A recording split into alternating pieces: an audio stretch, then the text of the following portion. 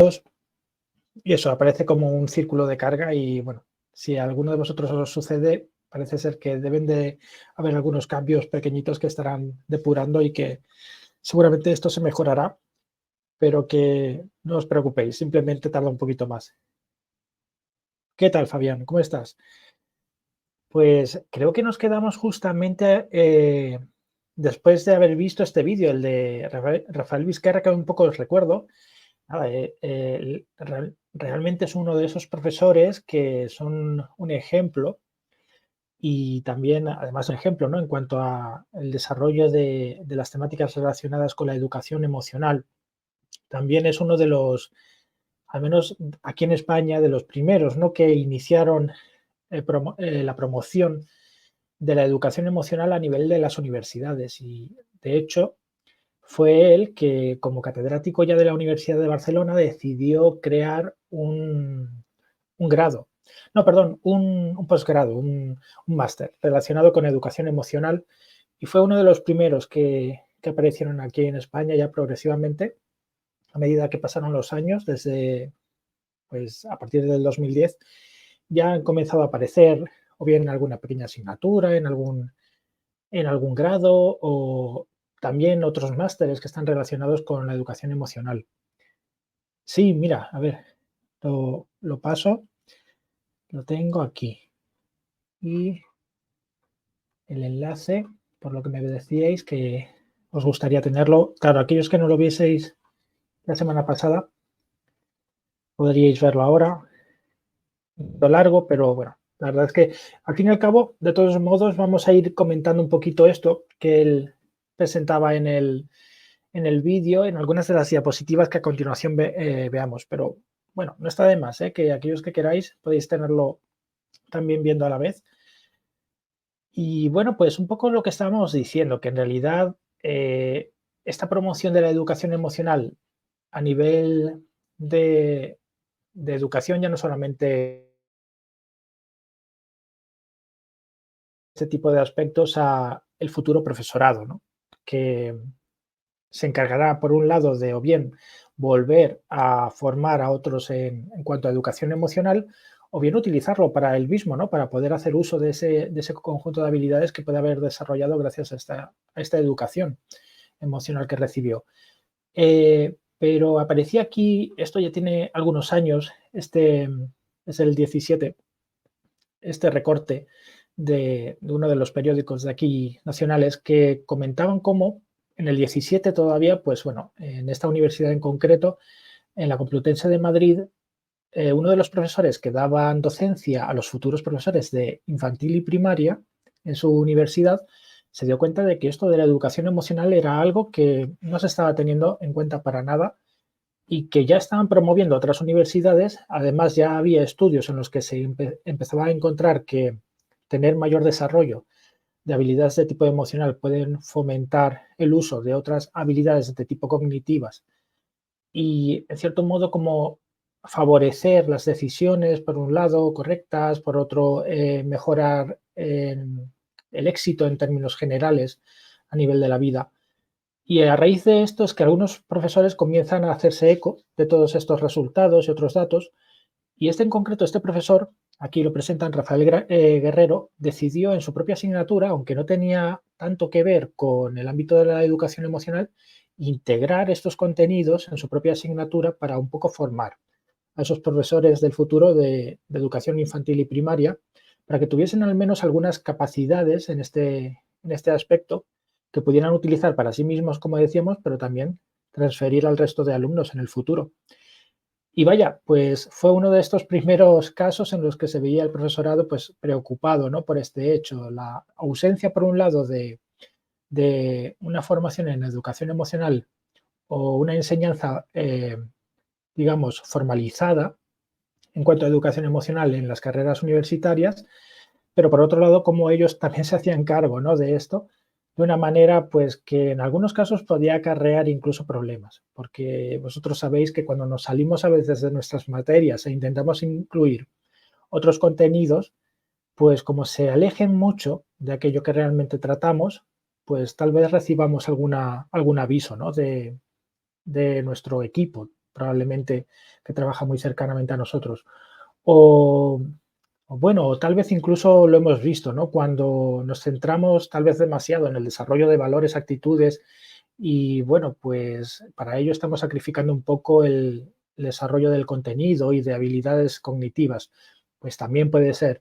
Entonces, bueno, siempre hay un equilibrio, ¿no? En el cual se puede un poco intentar desarrollar todas estas cualidades en el alumnado, por lo cual no sería, yo creo que no está de más el tener conocimiento sobre educación emocional que nos puede servir tanto personalmente como después para poderlo enseñarle al resto. ¿Qué tal, Luis? ¿Cómo estás? Y bueno, pues un poco haciendo alusión a algo que comentaba, a ver, estaba mirando por aquí, pensaba que a lo mejor, no, pues no tenía tantos datos como me pensaba del anterior vídeo, ¿no? Sobre Rafael Vizquerra, haciendo un poco de resumen tal vez por no dejarlo allí, donde quedó, ¿no? Que lo vimos y no pudimos comentarlo. Resumir que, como nos comenta Rafael Vizquerra, la educación emocional es algo que se pueden hacer un poco con este tipo de habilidades, por un lado, podríamos tener capacidades para poder reconocer, comprender, regular las emociones y también entender las emociones en otros, es decir, tener mayor o menor empatía, es algo con lo que se pueden hacer, pero por otro lado, como la mayoría de habilidades de tipo cognitiva se pueden desarrollar a lo largo de nuestra vida. Él lo comparaba también con el deporte. Decía que del mismo modo que uno puede comenzar a practicar ese deporte y desarrollarse a nivel físico, con la educación emocional sucede lo mismo, pero también ocurre otra cosa similar. Si dejamos de hacer deporte, rápidamente disminuimos nuestras habilidades de tipo motoras, de control eh, fino y grueso, ¿no? Del movimiento, por ejemplo, también nuestra capacidad a nivel fisiológico relacionado con haber realizado ejercicio. Igual pasaría con la educación emocional y con las habilidades emocionales. Si dejamos de practicar, estas se ha observado que se van perdiendo con el tiempo. Con lo cual, bueno, pues hay dos factores, uno más de tipo genético y otro más de tipo ambiental que favorecen el desarrollo de estas capacidades. Y bueno, él hablaba de otros aspectos y uno muy importante, son muy interesantes a desarrollar. Ya te leo, Alexandra, que me estás escribiendo aquí. Ah, Les, les estaban generando un error al intentar ingresar. De acuerdo, pues lo comunicaremos para ver si estaba sucediendo algo en general. Claro, ahora mismo ya nos coge un poquito en medio del aula, en medio de la clase, pero ya para las próximas para evitarlo. Yo también lo he notado, que durante 5 minutos he estado probando, cosa que nunca me había pasado, pero tanto hoy como ayer. De acuerdo, lo comentaré por si están recibiendo a lo mejor alguna noticia para que vean que es algo más general. De acuerdo, pues muchas gracias. Y bueno, pues como nos comentaba también Rafael Vizquerra, que uno de los momentos tal vez cruciales que deberíamos tener en cuenta en cuanto a desarrollo de habilidades emocionales en los niños es cuando llegan a la pubertad y adolescencia. Es un momento de cambio muy importante, sobre todo responde a que si bien está desarrollada gran parte de las zonas del cerebro encargadas de multitud de funciones, la que hemos comentado en varias ocasiones, el prefrontal, ¿verdad? Resulta que no se ha desarrollado por completo. Esto no sé si a lo mejor ya teníais conocimiento sobre este fenómeno. Se le llama desfase de desarrollo temporal del prefrontal. Y es algo que, claro, hasta cierto momento no se ha sabido y a partir de 2015, 2014 se tiene una gran evidencia de este hecho. Y es que, por lo visto, hasta que no alcanzamos la adolescencia, es que no se desarrolla completamente el prefrontal, que se encarga, como habíamos dicho, entre otras cosas, de regular las emociones y la conducta, por ejemplo. ¿Qué sucede con esto? Que claro, pues si bien está muy desarrollado, y esto lo marca esta línea superior en la gráfica, si bien están muy desarrolladas ciertas zonas del cerebro que llamamos en términos generales subcorticales, por debajo de la corteza del cerebro, que se refieren, encargadas de generar emociones o generar esa motivación para llevar a cabo alguna acción. Claro, yo nombro estos dos casos porque son muy importantes en cuanto a su regulación. Pues sucede que en el caso de la corteza prefrontal no está tan desarrollada esa zona y lo marca de hecho esta línea que va por aquí abajo. Fijaos la diferencia entre la línea inferior y la superior y la diferencia está marcada con este tono de color gris.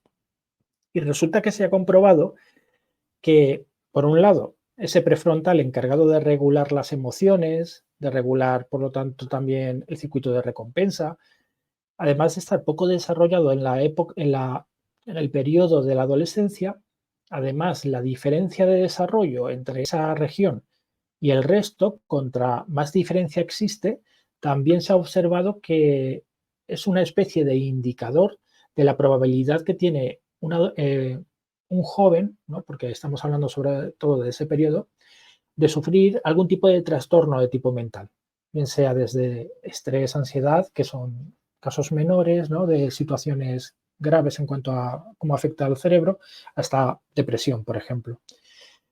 Esto es lo que nos indica un poquito, ¿no? El incremento de riesgo es la distancia que existe entre el desarrollo del prefrontal y el desarrollo del resto de regiones del cerebro. Contra menos desarrollo haya del prefrontal, parece ser que mayor riesgo existe de probabilidad de, en el caso de poder vivir alguna situación que pudiese generar ansiedad y estrés, se pueda producir también a su vez depresión. Eh, y estabas accediendo otra vez a lo mejor, ¿verdad, Alexandra? Creo. Parece que sí. Algo debe de haber pasado, ¿verdad? Sí, además te tengo aquí repetida en varias ocasiones. Ahora te veo. Vaya, hay algún problema probablemente. Y eso por un lado. Es decir, el momento de la adolescencia es crucial para que puedan tener ya una serie de habilidades de tipo emocionales para que puedan de alguna manera eh, trabajar con sus propias emociones, aquellas situaciones que les generan cierto estrés. Eso es algo crucial que se debería intentar desarrollar, sobre todo, como digo, entre los 11, 12, 13, 14 años. Momento además en el que comprendemos de otro modo las emociones. Ya son emociones, por ejemplo, de tipo más complejas, que no son las básicas, que esa capacidad para detectarlas se desarrollan ya en la infancia. En la adolescencia ya somos capaces de reconocer emociones en las que se producen dualidades incluso, ¿no? Felicidad y tristeza al mismo tiempo y entender el por qué se generan, ¿no? Pues si uno tiene recursos es capaz de comprenderlo. Por ejemplo, en la adolescencia, si no, puede resultar un conflicto a nivel mental y, claro, en muchas ocasiones producir mucho estrés y ansiedad. Muy bien, de acuerdo. Y a lo mejor de ese modo, bien, mira, eso no lo había pensado. A mí es que no me aparece enlace directamente, lo que me aparece es nada, una especie de pestaña que puedo pulsar para acceder directamente, pero está bien que tengáis así. Claro, a lo mejor si hago clic con el botón de opciones sí que me aparece enlace, es verdad. Pero muy buena idea. Muchas gracias, Alexandra. A ver si así se resuelve. Claro, y por eso, muy bien, entiendo, y por eso está apareciendo repetido. Claro, claro, nada, no pasa nada, muy bien. La cosa es que podáis tener al menos acceso. Perfecto. Podríais hacer una cosa, si os parece. Dejad a aquellos que estáis usando el enlace de Alexandra, nombre y apellido para que yo después, en el caso de que utilicéis esta sesión como asistencia, pueda después comprobar quiénes sois. Porque claro, me aparece todo el rato Alexandra, ¿verdad? Y no estoy seguro si después en el sistema que va registrando los accesos aparece probablemente directamente aparecería la persona que os ha compartido el enlace, creo. Pero eso, si me vais dejando ahora el nombre, como hace ahora Catalina, así de esta manera yo me iré después al chat, comprobaré a estas alturas más o menos, recordaré, me lo voy a apuntar para decir hacia las 6:22 para que así pueda acceder directamente a este periodo del chat. Genial. Eso, muy bien, muchas gracias. Así, si alguno me enviáis después, esta sesión asistí para demostrar, ¿no?, asistencia y tener puntuación, poder comprobar yo quiénes erais, ¿de acuerdo? Y claro, otra función muy importante a nivel emocional que existe,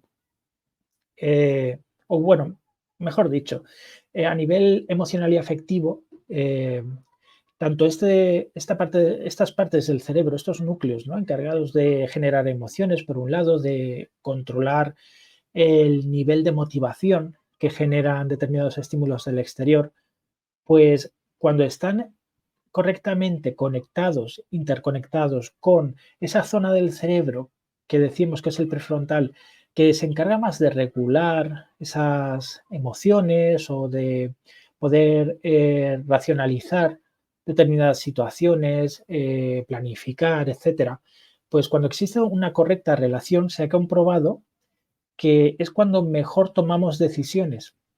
Uno pensaría que el prefrontal, por ejemplo, encargado de regular las emociones, de regular la conducta en términos generales, lo hace tal vez de una manera como lógica, ¿no? Pero en realidad lo que se produce es una mezcla, ¿no?, de elementos de tipo emocional, de elementos de tipo racional para tomar decisiones. Por lo tanto, en casos como, por ejemplo, nos describe Antonio Damasio, con varios experimentos que ha ido realizando a lo largo de su vida. Él es un investigador que está muy volcado en esta temática, la de cómo influye la parte racional de nuestro cerebro sobre la parte emocional y al contrario. Pues él nos comenta que cuando se produce un correcto equilibrio entre esas zonas de tipo emocional y esas de tipo más racional o cognitiva, es cuando tomamos mejores decisiones. Es decir, las decisiones no son puramente de tipo racional, incluso cuando estamos tratando de aspectos que nos puede parecer que así lo son, ¿no?, como pudiera ser ganancias de tipo económicas y demás, que de hecho él ha trabajado mucho en ese aspecto, con algunos juegos simples en los que se produce, pues, mediante la selección de determinadas cartas, pérdidas y ganancias de tipo económica en los participantes del experimento, pues ha comprobado como cuando se producen problemas de conexión entre lo que él llama la mente más de tipo emocional y la mente más de tipo racional, por ejemplo, entre el prefrontal y entre la amígdala y esas zonas como la VTA, encargadas de generar motivación. Cuando no hay una buena conexión entre ellas, debido a un trastorno en ocasiones o un mal desarrollo, pues existen peores decisiones y se producen, por ejemplo, mayores pérdidas eh, económicas debidas a malas decisiones.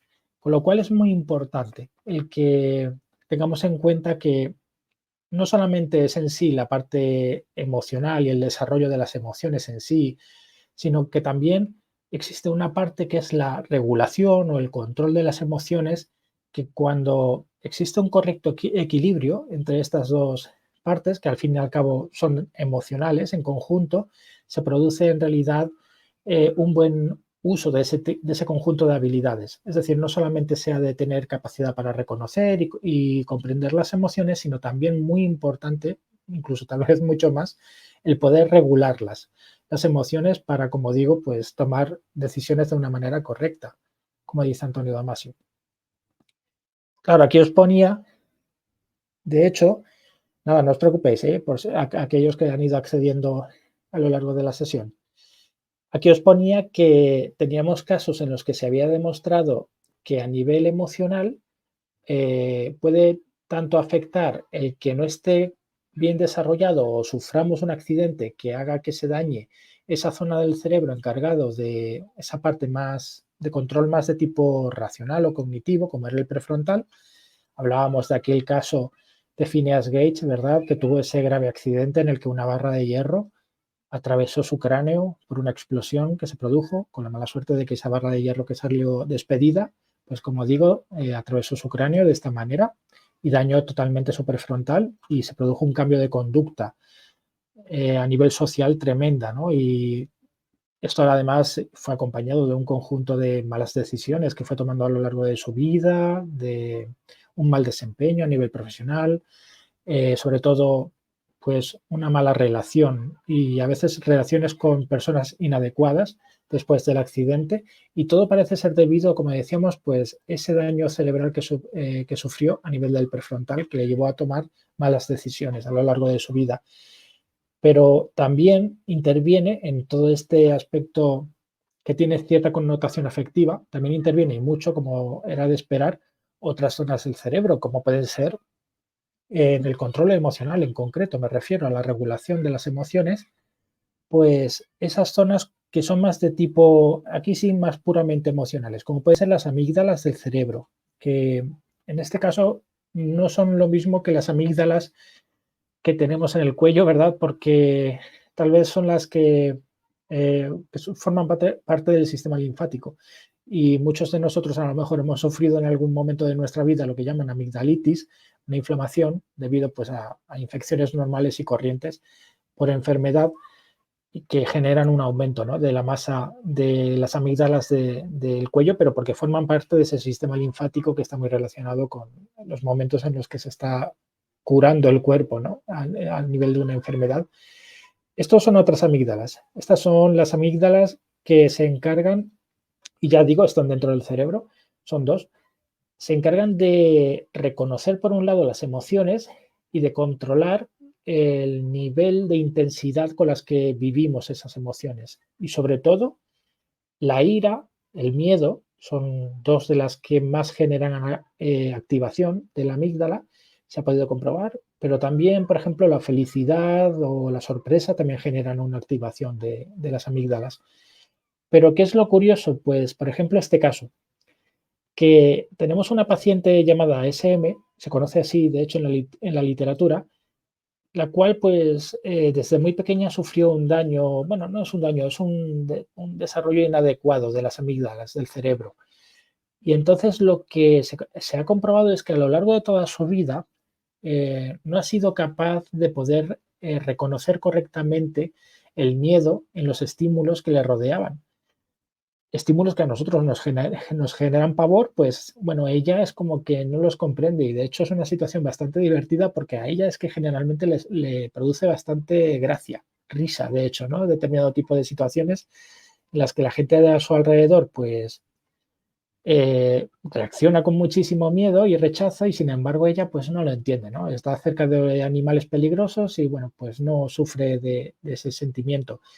O, bueno, han hecho todo tipo de experimentos con ella y situaciones realmente incluso que rozan, como comentaba al otro compañero, a los otros compañeros de otro grupo, pues hay un experimento que para mí roza un poquito la falta de ética, ¿no? Pero que, bueno, a la cual ella se ofreció y, claro, pues era que disminuían la cantidad de oxígeno en una cámara en la que ella se encontraba para comprobar si se producía una respuesta de miedo en ella. Y parece ser que es con lo único que sí que se ha producido algún tipo de respuesta, pero porque no afecta directamente a las amígdalas, sino que afecta a otras zonas del cerebro que son mucho más primitivas, que son del tallo del cerebro, que dan un mensaje de falta de oxígeno en sangre y claro, es un mensaje que no es realmente miedo, sino una especie de alerta, porque ella de hecho lo nombraba así, decía que sentía una gran agitación, como que algo estaba sucediendo a su alrededor y no comprendía qué. Pero no era miedo, ¿no? Pero vaya, son experimentos un poquito extraños. Nada, no os preocupéis, ya me han ido contando los problemas de acceso. Nada, bienvenidos a aquellos que vais accediendo ahora. Y para que veáis que en realidad, pues, hay zonas del cerebro, tanto, como son el prefrontal, encargadas de regular esa parte más emocional, como también otras zonas mucho más emocionales que también se encargan de regular el nivel de intensidad de las emociones que vivimos. De hecho, hay muchos trastornos, por ejemplo, en el caso de, em, ay, sí, claro, esto como no, no es un dato que suelo dar, em, ahí lo diré. em, He olvidado el tipo de trastorno. Bueno, hay ciertos trastornos en los que se produce, digamos, como un aumento de volumen de la amígdala, es lo contrario en esos casos de lo que estábamos explicando para esta paciente, y entonces se producen como unas reacciones por encima de lo habitual, por encima de lo normal. Y bueno, normalmente suelen, en los casos, por ejemplo, en los que se produce un miedo debido a pues, algún evento que hayamos sufrido a lo largo de nuestra vida, algún trauma, por ejemplo, pues los casos de traumas después de un evento realmente peligroso, ¿no? O en el que sufrimos una gran cantidad de miedo, generan a largo plazo un aumento del volumen, por ejemplo, de la amígdala. Y esto es lo que genera, por ejemplo, que midamos de una manera diferente la intensidad de determinados estímulos que provienen del exterior y que esas personas, con la visualización de algo que se parezca a aquello que le generó tal trauma, puedan aumentar, ¿no?, esa sensación de miedo sin que realmente ese estímulo pueda ser peligroso. Por lo tanto, encontramos como dos zonas del cerebro, ¿no? Podríamos decir, una más de tipo emocional, una más de tipo racional, que se encargan de regular esas partes de esas habilidades de tipo emocional en nuestra persona. Y con esto lo que os quería comentar a continuación es algunos recursos que se pueden utilizar para desarrollar habilidades de tipo emocional en el alumnado. Y vamos a encontrar desde, por ejemplo, publicaciones en las que se recogen actividades o tareas en las que directamente pueden participar los alumnos para potenciar, como decíamos, habilidades generales como son la capacidad de reconocer, la capacidad de comprender y la capacidad de regular las emociones. También suelen recoger, en concreto, este libro, el de Educación Emocional, el de Rafael Vizquerra, de nuevo nombro a este autor. Él también recoge habilidades relacionadas con la empatía, con la capacidad de poder reconocer emociones en otros y reconducirlas para tener una buena relación con los demás.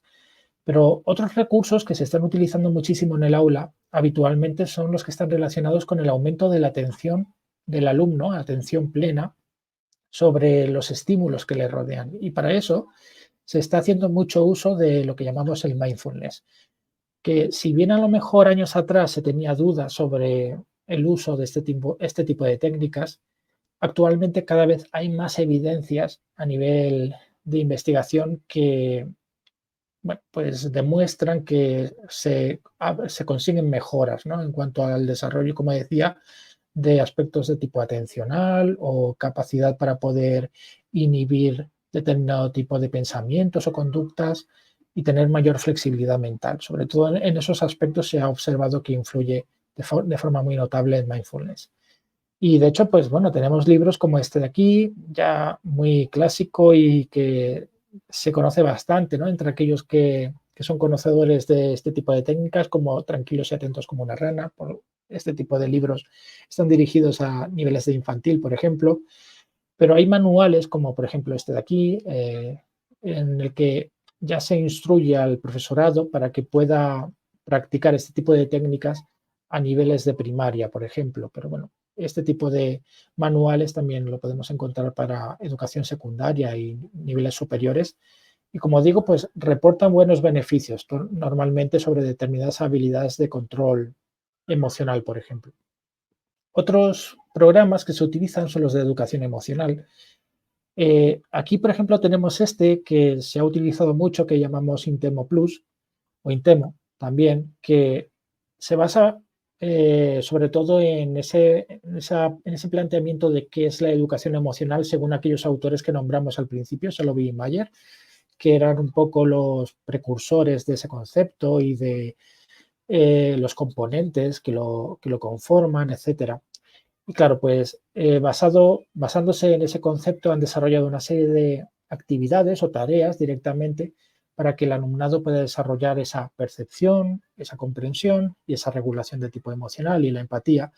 Pero seguramente puede ser que tengáis conocimiento sobre otros programas tipo SEL, era el Socio-Emotional Learning, creo que era, algo así, creo, sí, era el aprendizaje socioemocional, y que a lo mejor lo que más lo diferencian de otros programas, porque al fin y al cabo siempre terminan desarrollando los aspectos de tipo intrapersonal, como son la percepción, la comprensión y la regulación emocional, las de tipo interpersonal, que como decíamos, pues era la empatía o bien otro tipo de habilidades sociales que permiten pues dialogar correctamente de una manera asertiva con el resto de personas, el desarrollo de habilidades más de tipo personales, en cuanto a de desarrollo personal me refiero, como pueden ser, por ejemplo, la capacidad para poderse sobreponer a determinado tipo de adversidades, la resiliencia, por lo tanto, etcétera.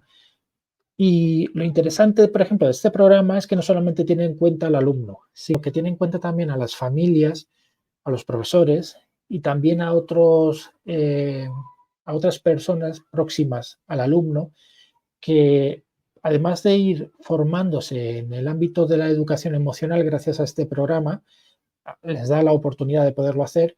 Esto además beneficia a que el alumno pueda reforzar en su casa, por ejemplo, y en otros ámbitos determinadas habilidades practicándolas allí.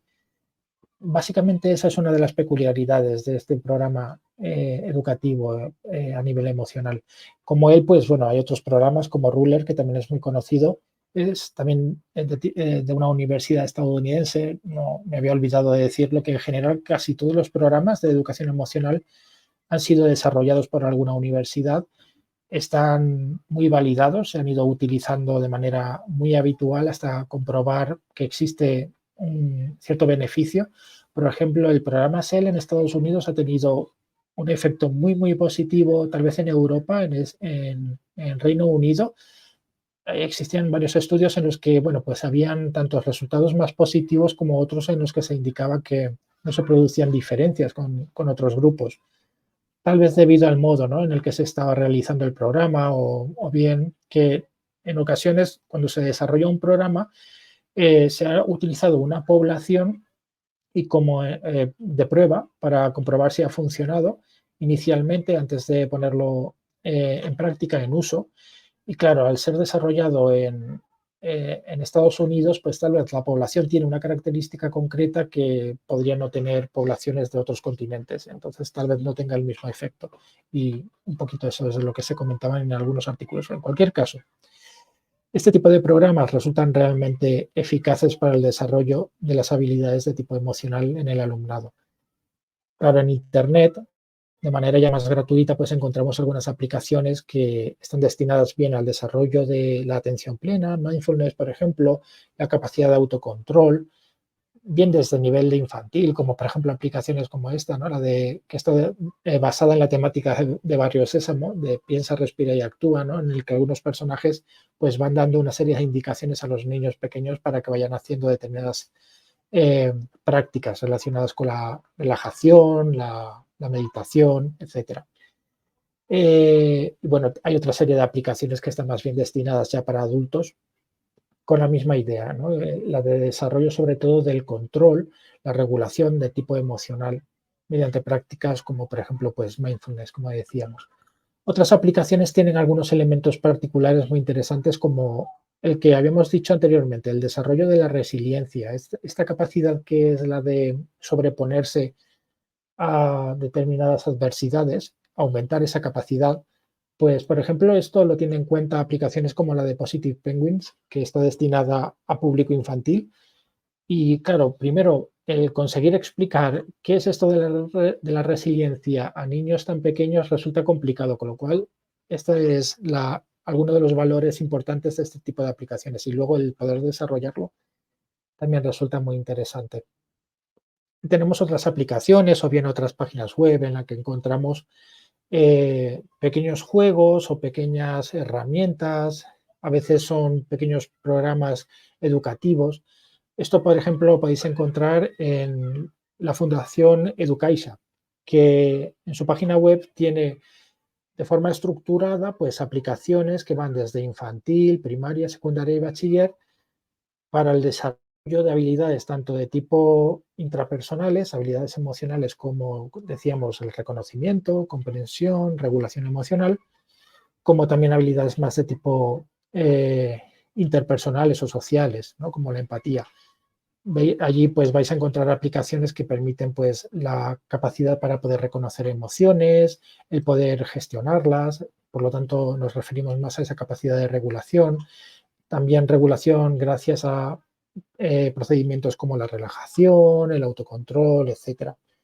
Pero otras aplicaciones, por ejemplo, en lo que sobre todo a lo que van dirigidas sobre todo es a, por ejemplo, el reconocimiento o a la comprensión emocional de la persona.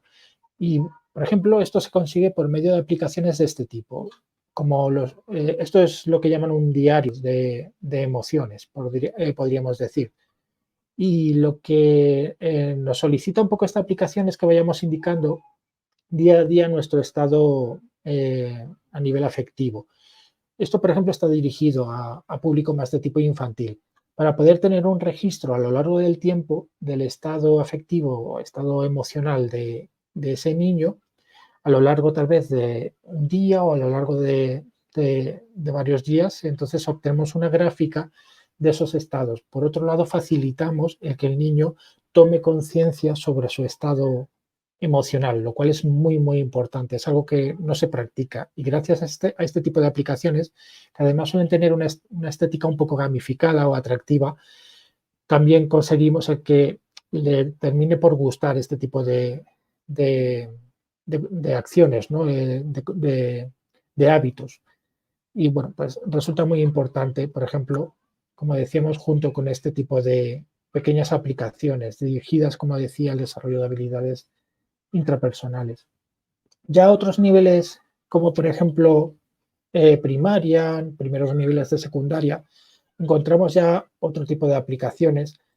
De nuevo en Education, la fundación, también encontramos, como decía, pues a nivel de secundaria, bachiller, aplicaciones que están más destinadas a tomar conciencia, sobre todo, que es un hábito, es una habilidad, quiero decir, algo más complicada, ¿no? La toma de conciencia sobre el desarrollo de habilidades personales. Eso es algo que encontraríamos mayor desarrollo a nivel de casi la pubertad, adolescencia en adelante. Y claro, de este modo encontramos aplicaciones como esta de aquí, dirigidas más a la toma de conciencia sobre el autoconcepto. Aquí lo llaman autorretrato, se refiere sobre todo al autoconcepto. Hay varias herramientas, esta es la número 3, referida a cualidades personales, y del mismo modo podéis encontrar una gran cantidad de pequeñas herramientas dirigidas sobre todo, como decía, pues ya a la toma de conciencia sobre aspectos emocionales algo más complejos. Y resulta también pues muy interesante. Esta herramienta, la verdad es que a lo largo del tiempo he visto que la utilizan diferentes profesores y es el uso de la música, no solamente con esta intención, pero entre otras he visto que sí que se hace uso de el análisis de letras en la música como un recurso que resulta muy motivador para el alumno, pues aprovechar esto para hacer un análisis de las letras. Normalmente cuando se seleccionan aquellas que tratan aspectos de tipo emocional, da lugar luego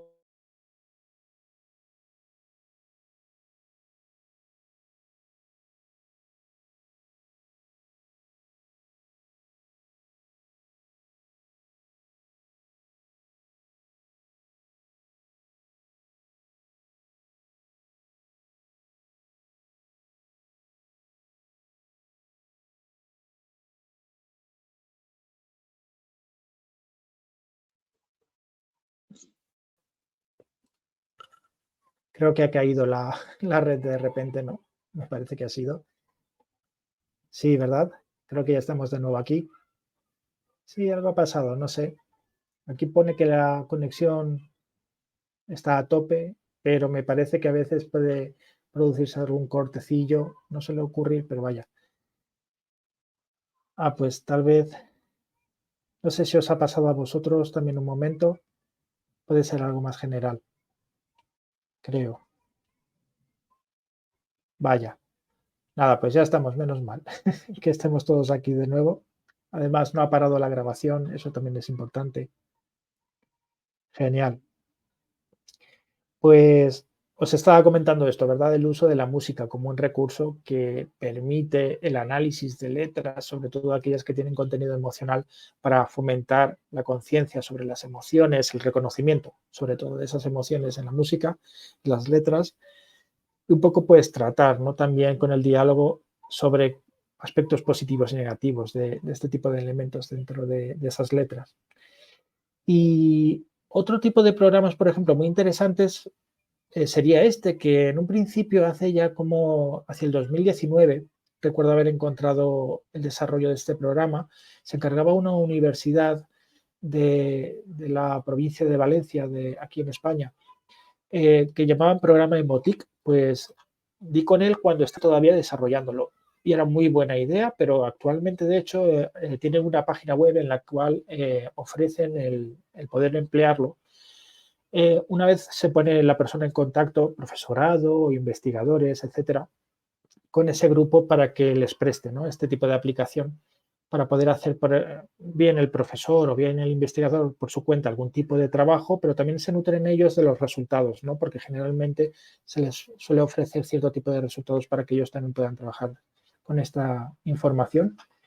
Y lo importante de este programa, de esta aplicación, es que, por un lado, realizaba, bueno, no en este orden exactamente, sino que lo primero que se hace es una especie de intervención formativa de tipo emocional, de tipo socioemocional, por medio de una aplicación que está muy gamificada, muy atractiva, ¿no?, para el alumno. Y posteriormente la aplicación es capaz de hacer una evaluación a la vez que va recogiendo determinados datos del desarrollo de habilidades emocionales en cada uno de los alumnos que ha ido participando de esa especie de juego eh, por medio del móvil. Claro, se cayó, ¿verdad, Fabián? Eso estábamos comentando, que hemos tenido ahí por un momento un lapsus todos. Y nada, pues comentaba esto, ¿no? Esta aplicación que tiene como un doble elemento positivo en cuanto a el desarrollo de aspectos de tipo emocional. Por un lado, esa formación, por otro lado, una evaluación que nos permitiría tener de forma muy personalizada unos resultados sobre qué habilidades emocionales tenemos más desarrolladas y cuáles convendría potenciar. Y bueno, como os digo, la página web se llama tal cual Emotic y nada, pues como digo, tenía allí esa aplicación, este grupo de investigación que ya ha desarrollado por completo y que lo ofrece y que nos permite, pues bueno, hacer uso de estas cualidades también muy importantes para el desarrollo de ese conjunto de habilidades intrapersonales y también interpersonales, porque promueve ambos tipos. Claro, y un poco pues ya centrándonos algo más dentro de lo que son los entornos virtuales de enseñanza-aprendizaje, os acordaréis que nombrábamos, por ejemplo, las redes de aprendizaje, por un lado, decía que eran como unas webs que están muy especializadas a ver, sí, es como que estoy viendo por aquí de vez en cuando unas cosas extrañas, unos avisos de red, pero es extrañísimo porque es como que está muy bien la conexión, pero bueno, como comentábamos, pues bueno, dentro de lo que son los entornos de enseñanza, aprendizaje de tipo virtual, hablábamos de las redes de aprendizaje por un lado, este tipo de entornos como pueden ser las aulas virtuales mismas, ¿no?, que es un buen ejemplo de ese tipo de entornos virtuales, pero también de las redes sociales. También son otro caso de entornos virtuales de enseñanza-aprendizaje, desde que han pasado de ser más una herramienta de tipo lúdica a una herramienta de tipo a veces profesional, a veces académica. De hecho, bueno, hemos visto como Facebook y otras aplicaciones han comenzado, ¿no?, a introducirse progresivamente en estos ámbitos, ¿no?, más el de tipo profesional y el académico para hacer un uso, ¿no?, más en este sentido de este tipo de aplicaciones y que ha tenido buenos resultados. Pero claro, ya sabemos que en ocasiones este tipo de aplicaciones pues tienen como una, una doble vertiente, ¿no?, una contrapartida en cuanto al uso, o mejor dicho, al mal uso, ¿no?, de este tipo de herramientas. Y seguramente ya como un poco pues vais conociendo, ¿no?, de esa información que vamos recibiendo de una manera, pues, por medio de las noticias y demás, pues sabemos de algún tipo de efecto negativo, ¿no?, en términos generales que puede tener la el uso de las redes sociales, ¿no?, a nivel ese efecto contraproducente que tiene el traspaso de determinado tipo de información personal, ¿no?, por medio de este tipo de aplicaciones y las consecuencias que puede tener. Pero yéndonos un poco más a aspectos más de tipo psicológico, por decirlo de alguna manera, eh, se ha visto que existe algún tipo de trastorno que está asociado, por ejemplo, a las redes sociales cuando se hace un uso excesivo, por ejemplo, de este tipo de herramientas. como os decía, bueno, pues ya sabemos, ¿no?, que las redes sociales pues tienen cierto peligro, ¿no?, en algunos aspectos, según el uso inadecuado, pero cuando hacemos un uso excesivo de este tipo de redes sociales, de este tipo de aplicaciones, quiero decir, ha podido comprobar que se empieza a generar como una especie de, entre comillas, adicción, podría ser, pero además está asociado con un tipo de posteriormente conducta, normalmente que, claro, afecta posteriormente además a un poco algunos aspectos de nuestra vida. Es el caso, para no dilatarme demasiado, de este tipo de trastorno que llaman, por ejemplo, FOMO, que es un acrónimo de esta expresión, Fear of Missing Out, algo así como lo que decíamos aquí, miedo de perderse algo, que en realidad puede ser que en algún momento hayamos vivido algo así, ¿no? Pero el problema viene cuando este miedo por perderse algo que está sucediendo en las redes sociales y por lo tanto la cantidad de tiempo que genera, la cantidad de tiempo de uso de esa red social generada por esa adicción, ¿no?, que estamos sufriendo, comienza, por otro lado, a sustituir ese tiempo que necesitamos para llevar a cabo determinado tipo de tareas que son obligatorias en nuestro día a día. Entonces afecta directamente a, pues, aspectos de tipo profesional, académico o familiar. Y esto es un hecho, ¿no? Comienza a aparecer casos en los que se producen un sobreuso, un exceso del uso de este tipo de herramientas por parte, sobre todo, de muchos adolescentes. Me acuerdo que, no sé si os habrá pasado, pero comentaba un compañero de otro grupo que en una de sus aulas llegaron a encontrar un caso, concretamente de FOMO, en una alumna y que gracias a que un poco pues el profesor observando se permitía el uso del móvil, por cierto, en el aula, en ese nivel educativo, se hacía uso de hecho de él para poder trabajar en el aula con determinadas herramientas. Pero claro, esta persona además aprovechaba para hacer uso, aunque la norma decía que no se debía hacer, para hacer uso de las redes sociales y además se dedicaba a estar utilizándolo durante grandísima parte de la clase, hasta que el profesor, bueno, le llamó la atención porque lo tenía escondido debajo de la mesa, comentaba este profesor, y le preguntó que si podía dejar de utilizar el móvil debajo de la mesa.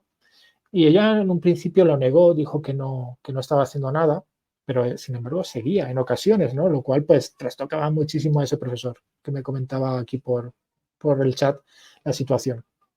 Y después de terminar la clase, volvió a hablar con la alumna y quiso un poco profundizar sobre la situación, ¿no?, diciéndole que eso no podía repetirse y demás.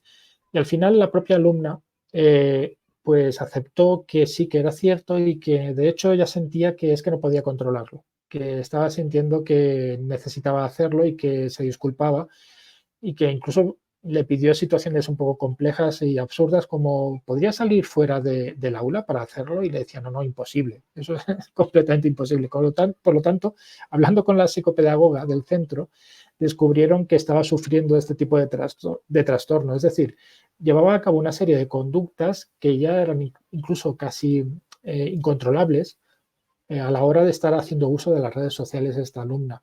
Y un poco gracias a que se detectó, consiguieron de hecho ir trabajando, ¿no?, la situación para que un poco pudiera salir de este tipo de trastorno.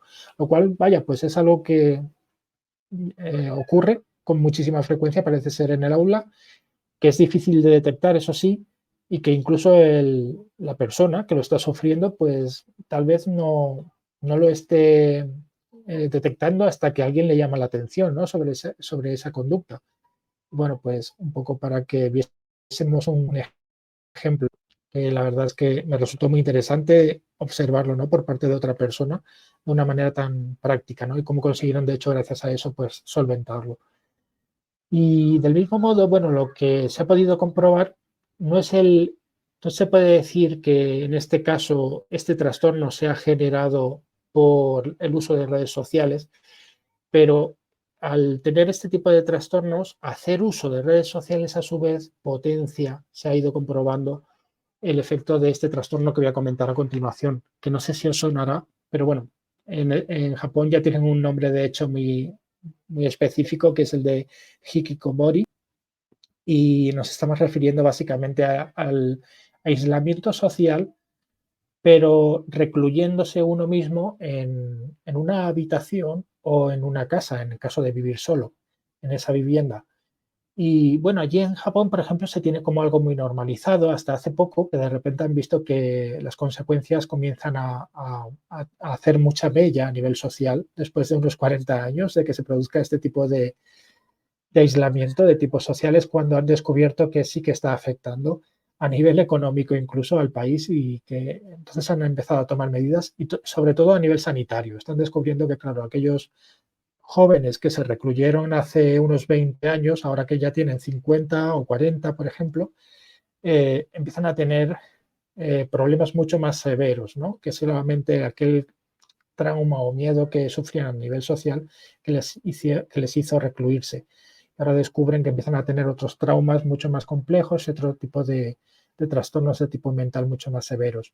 Claro, aquí a lo mejor y Latinoamérica, nosotros en general sabemos que este tipo de acciones pues no son normales, y normalmente cuando descubrimos, detectamos una situación de aislamiento social en algún amigo familiar, rápidamente intentamos actuar evitándolo, intentando bien interactuar con la persona, sacándolo de casa, preguntando qué es lo que le sucede, intentando arreglarlo o facilitándole el acceso a algún profesional. No es el caso, por ejemplo, de Japón, o no lo fue al menos, y claro, pues ahora se ha descubierto que esta situación de aislamiento social en una vivienda, pues claro, era algo mucho más grave, aunque era obvio que iba a serlo, de lo que fue. ¿Y qué ocurre? Que se descubrió además que este tipo de personas hacían un gran uso de redes sociales para poderse comunicar con otros, era el único medio que empleaban, y al final los estudios lo que han demostrado es que en realidad esto no facilitaba el que la persona quisiera salir de casa, sino al contrario, sino que se aislase más y estuviese cómodo con ese tipo de interacción y no más. Con lo cual, en este caso, las redes sociales no facilitaron, por ejemplo, el que la persona se, fuera tomando conciencia sobre esta situación, por ejemplo, o intentase evitar este tipo de conductas. Claro, hay que decir que las redes sociales han tenido unos efectos muy positivos en otro tipo de aislamiento social, como ha sido con los casos de COVID, por ejemplo. Eso es un hecho, ¿no? Esto ha facilitado el que las personas al menos pudiéramos comunicarnos entre nosotros, pero en situaciones como estas es totalmente lo contrario. Esto fomentaba en esta situación el aislamiento, por ejemplo. No te preocupes, Fabián. Nos vemos el próximo día. Nos vemos. Un saludo. Y bueno, si os parece, lo podemos dejar aquí. El próximo día hablamos sobre algunas estrategias que convendría comentar en el aula y desarrollar a nivel de habilidades en el alumnado en cuanto al uso de redes sociales y, en general, entornos de tipo virtual que implican una comunicación entre alumnos y alumno-profesor, o bien entre personas ya no del ámbito académico o profesional, sino en todos los ámbitos, y que resultarían muy prácticas, ¿no? Para mejorar esa conducta a nivel de las redes.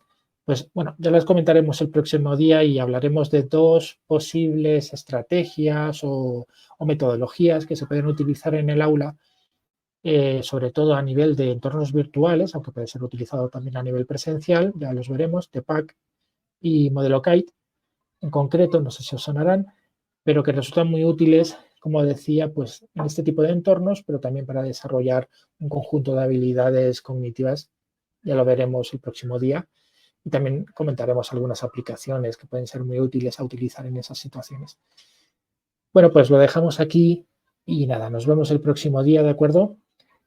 Y nada, comentaré esto que nos está pasando a todos, por lo visto, lo de la conexión, que veo que falla un poco. No os preocupéis, en un principio lo que os decía, aquellos que hayáis accedido por medio de la URL de Alexandra, dejad el nombre y apellido y yo lo busco después, aquí en el chat. Bueno, igualmente, José, un saludo. Cuidaos mucho a todos y todas, un saludo. Estamos en contacto y nada, si tenéis cualquier duda, ya sabéis, para el foro. Nada, pues buen fin de semana, ya queda poquito y sobre todo cuidaros. Un saludo. Nos vemos. Hasta pronto. José, Wilson, César, Johan, Jason, Camilo, Alexandra, nos vemos. Un saludo. Muchas gracias, Alexandra, por cierto. Bueno, Alexandra, claro, aquí pone número 6, es Catalina. Hasta luego, nos vemos. Un saludo.